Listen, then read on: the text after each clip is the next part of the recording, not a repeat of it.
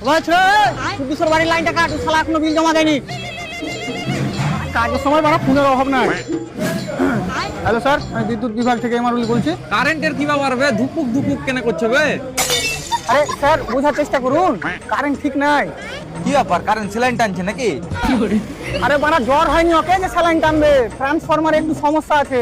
বেশি প্যাচার প্যাচার না করে কারেন্ট কতক্ষণের মধ্যে ঠিক হবে সেটা বল। এখন কিছু বলতে পারছি না। কেন আইসিইউ তে ভরা আছে নাকি? আরে আবার আরেক চোতা ছিট পেস কারের ঘুষি উল্টা করে দিব। বললাম কতক্ষণের মধ্যে কারেন্ট আসবে। দেখো তুমি যা ইচ্ছা তাই করো, এখন আমি কিছু করতে পারবো না, এখন ম্যাগ হয়েছে। তুই এক কাজ কর, হারগে বাড়ির পেছন দিকখানে পেঠা, এখানে প্রচুর রোদ। ওদিকে বৃষ্টি হয়েছে, কোনটা আবার সর্দি ফর্দি লেগে যাবে।